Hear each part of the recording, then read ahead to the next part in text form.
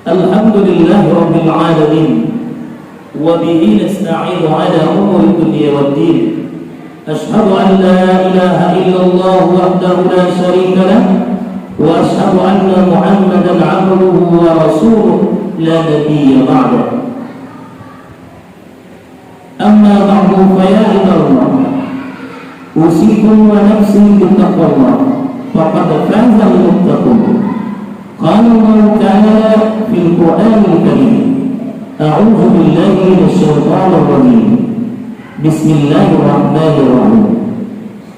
Ya ayyuhalladzina amanu ittaqullaha haqqa tuqatih wa la tamutunna illa wa antum muslimun.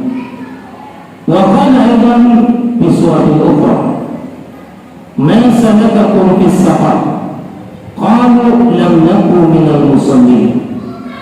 Kaum muslimin, bapak-bapak, saudara-saudaraku sidang jemaah Jumat yang Allah muliakan, bersyukur kita kepada Allah. Alhamdulillah, di Jumat pertama kita di bulan Rajab ini, Allah masih memberikan kita kesehatan dan kesempatan sehingga bapak-bapak dapat menggerakkan langkah kaki, dapat melayangkan tangan kita ke masjid yang Allah muliakan ini. Semoga langkah kaki kita diberkahi Allah. Bersalawat dan salam kita kepada Nabi kita Muhammad sallallahu alaihi wasallam. Allahumma salli ala sayyidina wa habibina Muhammad ibn Abdillah. Dengan senantiasa kita bersalawat dan salam kepada Nabi, mudah-mudahan kelak di akhirat nanti kita akan mendapatkan syafaat dari Rasulullah sallallahu alaihi wasallam. Amin, amin ya rabbal alamin. Kaum muslimin, bapak-bapak, saudara-saudaraku sidang jemaah Jumat yang Allah muliakan, ada khatib selalu berpesan, berwasiat kepada kita semua, marilah kita senantiasa bertakwa kepada Allah di mana saja kita berada, kapanpun waktunya. Hendaknya kita mati dimatikan dalam keadaan yang husnul khatimah, menjadi muslim yang sejati. Amin. Bapak-bapak, saudara-saudaraku sidang jemaah Jumat yang Allah muliakan, adapun khutbah yang khatib bawakan pada Jumat kali ini adalah, inilah bahaya seorang muslim meninggalkan salat. Kaum muslimin sidang jemaah Jumat yang Allah muliakan, salat adalah suatu kewajiban kita yang mesti kita tunaikan dalam sehari semalam 5 waktu. Zuhur, asar, maghrib, isya, subuh, yang mesti kita jalankan. Itu merupakan rukun daripada rukun-rukun Islam, salah satu arkanul Islam. Salat tidak pandang dulu apakah kita sakit ataupun keadaan sehat. Keadaan sakit saja diwajibkan salat, apalagi sehat.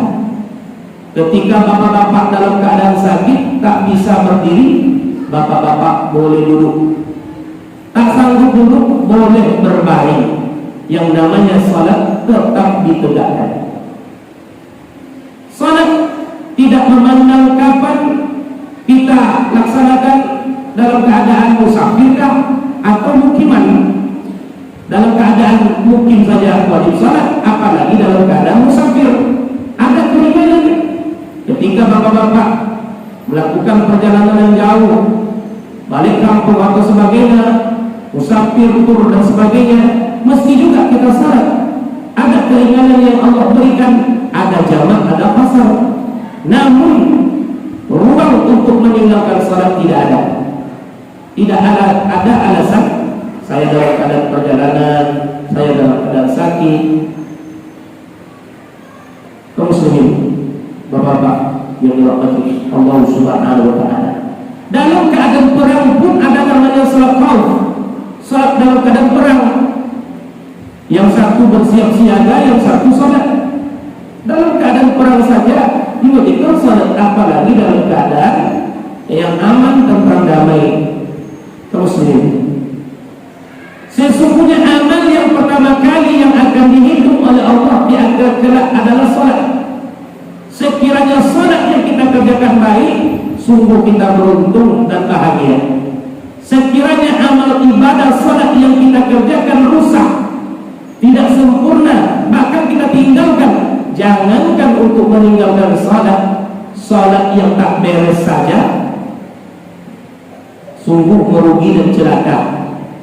Apalagi tak salat. Apa kata Nabi Muhammad SAW? Inna awwala ma yuhasabu bihi al-'abdu yawmal qiyamah min amalihi salatuhu fa in salahat faqad aflaha wa anjaha wa in fasadat faqad qada wa fasara. Sesungguhnya amal ibadah seorang hamba yang pertama kali yang Allah hitung nanti di antara amalan-amalan hamba adalah salat. Jikalau salatnya baik, maka dihitung baik seluruh amalannya di hadis yang lain. Kalau di hadis ini, sungguh dia akan beruntung dan bahagia. Wa in fasadat, jikalau salatnya rusak, maka qada wa kusira, sungguh celaka dan merugi. Di hadis yang lain, apabila salatnya tak sempurna, maka amalan lain dianggap tak sempurna. Kaum muslimin sidang jemaah Jumat yang Allah muliakan, salat ibadah yang menentukan kita, pembeda antara orang muslim dengan orang kafir. As-salatu imanuddin, salat itu tiangnya agama. Siapa yang meninggalkan salat sama dengan merobohkan agamanya. Siapa yang menegakkan salat sama menegakkan agamanya. Bapak-bapak, saudara-saudaraku yang dirahmati Allah, sesibuk apapun kita, jangan pernah kita tinggalkan salat.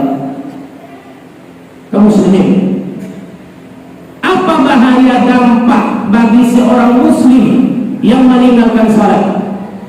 Yang pertama, dimasukkan ke dalam neraka saqar, neraka yang sangat panas. Penduduk surga bertanya kepada penduduk neraka, "Ma salakakum fis saqar?" Kenapa kamu masuk ke dalam neraka saqar? Ini kelebihan penduduk surga, bisa berdialog dengan penduduk neraka. "Ma salakakum fis saqar?" Kenapa kalian masuk dalam neraka saqar? Qalu lam naku minal musallin, kami dulu di atas dunia tak salat. Kaum muslimin, jangankan tak salat, salat pun kita kalau lalai, fawailun lil musallin, apalagi tak salat. Lalai saja kita dari waktunya, lalai dari bacaannya, lalai dari busuknya kita kepada Allah dalam salat, celaka kita. Fawailun lil musallin, apalagi tak salat sama sekali. Kaum muslimin sidang jemaah Jumat yang Allah muliakan, marilah kita merenungkan ayat Allah Subhanahu wa taala, dialognya penduduk surga dengan penduduk neraka. Ma salakakum fis saqar, kenapa engkau masuk ke dalam neraka saqar?